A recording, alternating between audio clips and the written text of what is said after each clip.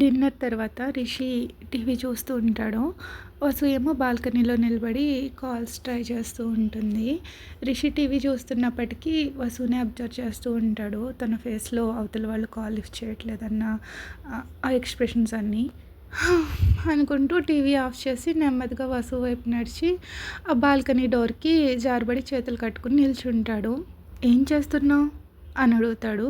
వసు సడన్గా రిషి వాయిస్ వినేసరికి షాకింగ్గా వెనక్కి తిరిగి చూస్తుంది రిషి వైపు. రిషి ప్రశ్నకి ఏమని సమాధానం చెప్పాలో తెలియక నథింగ్, నేను జస్ట్ అంటూ తప్పించుకుంటుంది. ఈలోపు రిషి వసు చేతిలో ఉన్న మొబైల్ని అబ్జర్వ్ చేస్తాడు. అది చాలా పాత ఫోను, స్మార్ట్ ఫోన్ కూడా కాదు, అన్ని సైడ్స్ కూడా పగిలిపోయి ఉంటుంది. అప్పుడు తన ఫోన్ వైపు వేలు చూపిస్తూ, ఇదేమైనా నీ ఫ్యామిలీ నుంచి తరతరాలుగా వస్తున్న ఆస్తా ఏంటి అని అడుగుతాడు. ఎగతాళి చేయకండి సార్, థ్యాంక్ గాడ్ కనీసం నా దగ్గర ఇదైనా ఉంది అంటుంది. వసు ఎక్స్ప్రెషన్స్ చూసి రిషి నవ్వుకుంటాడు. నీ పేరెంట్స్ నీ కాల్స్ ఆన్సర్ చేయట్లేదా? మరి నేను చేసిన పని మామూలుదా? ఈసారి వాళ్ళు నా మీద చాలా కోపంగా ఉన్నారనుకుంటా. నేను ఏదైనా మా నాన్నతో షేర్ చేసుకుంటాను, కానీ ఈసారి వాళ్ళకి చెప్పకుండా ఇలా సడన్ మ్యారేజ్, ఇది చాలా పెద్ద విషయం. వాళ్ళు అది చూసి చాలా షాక్ అయ్యారు. ఇది ఫేక్ మ్యారేజ్ అని వాళ్ళకి తెలియదు. దీన్ని వాళ్ళు ఎలా అర్థం చేసుకుంటున్నారో ఏంటో నాకు అర్థం కావట్లేదు. వాళ్ళు నీ పేరెంట్స్, వాళ్ళే నిన్ను అర్థం చేసుకోకపోతే ఎవరు అర్థం చేసుకుంటారు? అయినా కొన్ని నెలలే కదా, తర్వాత అంతా నార్మల్ అయిపోతుందిలే అని రిషి అంటాడు. డైవర్స్ అంటే నేనేం చెప్పాలో నాకు అర్థం కావట్లేదు. మీరు చెప్తున్నంత ఈజీగా ఏముండదు సార్. అయినా నేను చెప్తున్నా మీకు అర్థం కాదు, మీకేం తెలియదు. మన డివోర్స్ తర్వాత ఎవరి దారి వాళ్ళది. మనం ఫ్యూచర్లో ఎప్పుడూ కలుసుకోకూడదని నేను ఆశిస్తున్నాను. అదే మన ఇద్దరికి మంచిది అని చెప్పి వసు తన రూమ్లోకి వెళ్ళిపోతుంది. రిషి వాసు అన్న మాటల గురించి ఆలోచిస్తూ అలాగే 1 అవర్ బాల్కనీలో నిలబడిపోయి ఉంటాడు లోపలికి వెళ్ళకుండా. ఈలోపు తన ఫోన్ రింగ్ అవుతుంది. అప్పుడు తన ఆలోచనల నుంచి బయటకు వస్తాడు. ఫోన్ స్క్రీన్ పైన సాక్షి కాల్ చేస్తున్నట్టు ఉంటుంది. కాల్ లిఫ్ట్ చేసి హాయ్ బేబీ వాట్సాప్ అంటాడు. ఇప్పుడు నువ్వు ఎక్కడున్నావు అని సాక్షి అడుగుతుంది. ఇంకెక్కడ, నా అపార్ట్మెంట్లోనే. ఏమైంది? అయితే త్వరగా వచ్చి డోర్ ఓపెన్ చేయి, నీకోసం బయట ఒక సర్ప్రైజ్ ఉంది. రిషి ఏంటబ్బా అని సందేహపడుతూనే డోర్ ఓపెన్ చేయడానికి వెళ్తాడు. సాక్షి చెప్పినట్టుగానే తన ముందర ఒక సర్ప్రైజ్ ఉంటుంది. డోర్ తెరవగానే సాక్షిని అక్కడ చూసి రిషి షాక్ అవుతాడు. సాక్షి ఏమో సర్ప్రైజ్ అంటూ తన చేతిలో ఉన్న వైన్ బాటిల్ పైకెట్టి స్మైల్ ఇస్తుంది రిషి వైపు చూసి. సాక్షిని లోపలికి రానివ్వకుండానే రిషి బయటకు వచ్చేసి సాక్షి నువ్వు ఇక్కడ ఏం చేస్తున్నావు అని అడుగుతాడు. అప్పుడు సాక్షి రిషి దగ్గరకు వచ్చి తన ఫింగర్తో రిషి చంపని ట్రేస్ చేస్తూ, నా బేబీని చాలా మిస్ అవుతున్నాను, నిన్ను చూడాలనిపించి వచ్చాను. ఏమైంది, నేను ఇక్కడికి రాకూడదా అంటూ సాక్షి అంటుంది. లేదు లేదు, నా ఉద్దేశం అది కాదు అంటూ రిషి చెప్తూ ఉండగా, ఏం చెప్పకు రిషి, నీ మొహం చూస్తేనే అర్థమవుతుంది నేను ఇక్కడికి రావడం నీకు ఇష్టం లేదని. నచ్చకపోతే చెప్పు, నేను ఇప్పుడే వెళ్ళిపోతా అంటూ సీరియస్గా సాక్షి వెనక్కి తిరిగిపోతుంది వెళ్దామని. రిషి వెంటనే సాక్షి చేపట్టుకొని, లేదు లేదు సాక్షి, నేను అలా అనలేదు. నువ్వు నాకు చెప్పకుండా సడన్గా ఇక్కడికి వచ్చేసరికి నేను నిజంగానే షాక్లో ఉన్నాను, అందుకే అని రిషి చెప్తూ ఉండగా రిషి డోర్కి అడ్డంగా ఉన్నప్పటికీ రిషిని తప్పించుకుని సాక్షి లోపలికి వచ్చేస్తుంది. ఒకసారి ఇంటి చుట్టూ కళ్ళు తిప్పుతూ మొత్తం చూస్తుంది. బాగుంది, ఫుల్లీ ఫర్నిచర్డ్, నీట్గా క్లీన్గా చాలా బాగుంది. నేను ఎప్పటి నుంచో నీ అపార్ట్మెంట్ చూడాలని అనుకుంటున్నా, కానీ నువ్వు ఎప్పుడూ నన్ను ఇక్కడికి తీసుకురాలేదు, ఇన్వైట్ కూడా చేయలేదు. బ్యాచిలర్ హౌస్ అంటే మొత్తం అంతా మెస్సీగా ఎక్కడ పడితే అక్కడ బట్టలు వస్తువులు చెల్లాచెదురుగా ఉంటాయి అనుకున్నా, కానీ నీ house this is really surprising, I'm impressed అంటూ సాక్షి చుట్టూ ఇంటీరియర్ చూస్తూ ఉంటుంది. రిషి ఏమో చాలా నర్వస్గా సాక్షి వైపు వసు రూమ్ వైపు చూస్తూ ఉంటాడు. సాక్షి కొంచెం ఉంటే పైకి వెళ్ళిపోతుంది. సో అది అబ్జర్వ్ చేసి రిషి వెంటనే తనని అడ్డుకుంటాడు. ఇంతకీ నువ్వు ఇక్కడికి ఎందుకు సడన్గా వచ్చావో చెప్పనే లేదు. ఏమో Rishi, I'm not feeling well, నువ్వే నా మెడిసిన్, అందుకే నీతో కొంచెం టైం స్పెండ్ చేస్తే బాగుంటుంది అనిపించి నీ దగ్గరికి వచ్చాను. నువ్వు నాతో ఉన్న క్షణాలేవి నేను పెద్దగా గుర్తుపెట్టుకోలేదు, అందుకే ఇప్పుడు రిగ్రెట్ ఫీల్ అవుతున్నాను. I want to spend more time with you. రంజిత్తో టైం స్పెండ్ చేస్తుంటే నీతో ఉన్నంత హ్యాపీగా నేను తనతో ఉండలేకపోతున్నాను. నేను రంజిత్ ఇది వర్కౌట్ కాదు రిషి అంటూ రిషిని హగ్ చేసుకుంటుంది, తన ఫేస్ని రిషి హార్ట్ పైన పెట్టుకుని.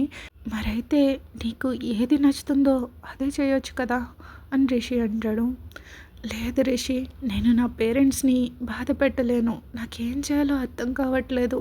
నేను కేవలం నా ఫ్యామిలీ కోసమే ఈ సాక్రిఫైస్ చేస్తున్నాను. డాడ్ ఇండివిడ్యువల్‌గా బిజినెస్‌ని బిల్డ్ చేసుకోవాలంటే దానికి కొంచెం టైం పడుతుంది. కానీ ఈలోపే నా లైఫ్ మొత్తం నాశనం అయిపోతుంది అంటూ ఏడుస్తున్నట్టు నటిస్తుంది. రిషి వెంటనే సాక్షి ఫేస్‌ని చేతుల్లో తీసుకొని సున్నితంగా తన థమ్స్‌తో బుగ్గల్ని నిమురుతూ ఉంటాడు. నేను కన్ఫామ్‌గా రంజిత్‌తో హ్యాపీగా ఉండలేనని నాకు తెలుసు. కానీ నాకు వేరే దారి లేదు. రంజిత్ ఎలాంటి వాడో నీకు కూడా తెలుసు కదా! తనేమి తన వైఫ్‌కి డెడికేటెడ్‌గా ఉండడు. ఈ సమాజం ముందు నేను తన వైఫ్‌ని మాత్రమే. కానీ తన విలాసాల కోసం తన గర్ల్ ఫ్రెండ్స్‌తో తిరుగుతూ ఉంటాడు. అప్పుడు నా సంగతి ఏంటి? నేనేం చేయాలి? అంటూ అమాయకంగా అడుగుతుంది. సాక్షి అంటాడు రిషి. మా పెళ్ళయ్యాక నువ్వు నన్ను వదిలిపెట్టవు కదా రిషి. నువ్వు నాతోనే ఉండాలి. నువ్వు లేకపోతే నేను బ్రతుకుండి అనవసరం రిషి అని నెమ్మదిగా చెప్తుంది. రిషి సాక్షులు అలాగే ఒకరి కళ్ళలో ఒకరు చూసుకుంటూ ఉండిపోతారు. అవి కొద్దిసేపటికి ఐస్ టు లిప్స్ మూవ్ అవుతూ ఉంటాయి. సో తర్వాత ఒకరినొకరు చాలా డీప్గా ముద్దు పెట్టుకుంటారు. అలా వాళ్ళిద్దరూ హగ్ చేసుకుని కిస్ చేసుకుంటూనే వెనక్కి సోఫా దగ్గరికి వెళ్ళిపోయి సోఫాలో పడిపోతారు. అయినా సరే వాళ్ళిద్దరూ ఒకరినొకరు వదిలిపెట్టరు. సాక్షి హాఫ్ షోల్డర్ డ్రెస్ వేసుకుంటుంది. సో రిషి నెమ్మదిగా తన షోల్డర్ పైన కిస్ చేయడం స్టార్ట్ చేస్తాడు. వాళ్ళ మూమెంట్లో వాళ్ళు ఉండగా వసుకి సడన్గా నిద్రలోంచి మెలకు వచ్చి రూమ్ నుంచి బయటకు వస్తుంది. వసు చాలా విషయాల గురించి ఆలోచిస్తూ తలగొక్కుంటూ లైట్గా నిద్రమత్తులో ఉంటూ వస్తుందన్నమాట. సో హాల్లో లైట్స్ వేసి ఉండడం చూసి సార్ ఎందుకు సార్ ఇలా కరెంట్ వేస్ట్ చేస్తారు అంటుంది. వసు వాయిస్ విని ఒక్కసారిగా రిషి సాక్షులు షాక్ అయి తడపడతారు. సో వసుకి లివింగ్ రూమ్లో ఏం జరుగుతుందో తెలీదు. కనీసం అటువైపు తిరిగి కూడా చూడదు. డైరెక్ట్గా కిచెన్లోకి వెళ్ళిపోయి ఫ్రిడ్జ్ డోర్ ఓపెన్ చేసి వాటర్ తీసుకుంటుంది. రిషి ఏమో షిట్ అంటూ తను సోఫా దిండిపైన పిటికలతో గుద్దుతాడు. సాక్షి ఏమో సీరియస్గా కంటి చూపుతూనే చంపేస్తున్నట్టు రిషి వైపు చూస్తుంది. ఆ బాటిల్ తీసుకుని తన రూమ్లోకి వెళ్తూ మీరు మీ రూమ్లో పడుకోకుండా ఇక్కడేం చేస్తున్నారు ఇంకా అంటూ అప్పుడు సోఫాలో చూస్తుంది. రిషి ఏమో షర్ట్లెస్ ఉంటాడు. సాక్షి ఏమో రిషి పైన పడుకుని ఉంటుంది. తన షోల్డర్స్ అవి కొంచెం కిందకి జారిపోయి సాక్షి వెంటనే రిషి మీద నుంచి లేచి తన డ్రెస్ని సర్దుకుంటూ ఇక్కడ ఈ అమ్మాయి ఇక్కడ ఏం చేస్తుంది అని రిషిని సీరియస్గా అడుగుతుంది. రిషి కూడా వెంటనే లేచి తన షర్ట్ బటన్స్ అవి పెట్టుకుంటూ సాక్షి అది నువ్వు అనుకుంటున్నట్టుగా మా ఇద్దరి మధ్యన ఏం లేదు, తను ఇక్కడ ఎందుకుందంటే అంటూ రిషి చెప్తూ ఉండగా ఎందుకంటే తను నీ భార్య కాబట్టి కదా. అఫ్ కోర్స్ మీరిద్దరూ లీగలీ వెడ్డెడ్ కపుల్. భార్య భర్త దగ్గరే ఉంటుంది కదా. అయినా కానీ నువ్వు ఇలా చేస్తావని నేను ఎప్పుడూ అనుకోలేదు రిషి. పెళ్ళి అయినా కూడా నువ్వు నాతో ఇంకా ఏం చేస్తావు, వెళ్ళి నీ భార్యతోనే పడుకో అంటూ రిషిని కొంచెం నెట్టేసి సాక్షి కొంచెం కోపంగా బయటకు వచ్చేపోతుంది. రిషి వెంటనే సాక్షిని అడుగుని బేబీ నేను చెప్పేది విను, తను ఉండడానికి ప్లేస్ లేదు. తను జస్ట్ 2 వీక్స్ కోసం మాత్రమే ఇక్కడ ఉంది. అంతేగాని నువ్వు అనుకుంటున్నట్టుగా మా ఇద్దరి మధ్యన ఏమీ లేదు. తను జస్ట్ ఒక పేయింగ్ గెస్ట్గా మాత్రమే ఇక్కడ ఉంటుంది, కానీ ఏం పే చేయకుండా. అంతేకాని నువ్వు అనుకుంటున్నట్టు ఏమీ లేదు అని రిషి చెప్తాడు. ఇంత పెద్ద సిటీలో తనకు ఉండడానికి ప్లేసే లేదా? హాస్టల్స్ ఏమైపోయాయి, ఏదైనా రూమ్ రెంట్ తీసుకోవచ్చు, ఇంకా పీజీలు చాలా ఉన్నాయి. అన్నుండగా తను ఇక్కడికి ఎందుకు వచ్చింది అని అరుస్తుంది. నా దగ్గర అంత డబ్బు లేదు కాబట్టి అని వసు అంటుంది. నీ దగ్గర డబ్బు లేకపోతే నువ్వు డైరెక్ట్గా ఇక్కడికే వచ్చేస్తావా? ఒంటరిగా ఉంటున్న మగాడింటికి ఎలా వస్తావు? నీకు అసలు సిగ్గనేదే లేదా? నీ పేరెంట్స్ నీకేమీ నేర్పించలేదా? అసలు పేరెంట్స్ ఉన్నారా లేదా? నువ్వు అసలు ఆడదానివేనా అంటూ సాక్షి ఏం మాట్లాడుతుందో తనకే తెలియదు. సాక్షి అని గట్టిగా అరుస్తాడు రిషి. తనని ఆపడానికి ట్రై చేస్తాడు. అయినా సరే సాక్షి ఆగడానికి రెడీగా లేదు. గురించి నేను అసలు ఇలా అనుకోలేదు రిషి, నువ్వు కూడా అందరిలాంటి మగాడివే అంటూ ఏడుస్తూ సాక్షి బయటికి వెళ్ళిపోతుంది. రిషి కూడా సాక్షి వెనకాలే పరిగెడతాడు. వసు ఏమో సార్ మీరు బటన్స్ పెట్టుకోలేదు అని అరుస్తుంది. రిషి ఏం పట్టించుకోకుండా అలాగే సాక్షి వెనకాల పరిగెట్టుకుంటూ వెళ్ళిపోతాడు. సాక్షి లిఫ్ట్లోకి వెళ్తూ ఉండగా రిషి వెంటనే వచ్చి సాక్షిని బయటకు లాగేస్తాడు. తెలివి తక్కువ దానిలో బిహేవ్ చేయకు సాక్షి. అవును నేను తెలివి తక్కువ దాన్నే, అందుకే నీ ఇంటికి వచ్చాను. నీకు నీ వైఫ్కి హ్యాపీ మ్యారీడ్ లైఫ్, మీరు హ్యాపీగా ఉండాలని కోరుకుంటాను అంటూ రిషి నుంచి తన చేతులను విడిపించుకుని తన కన్నీళ్ళు తుడుచుకుంటుంది.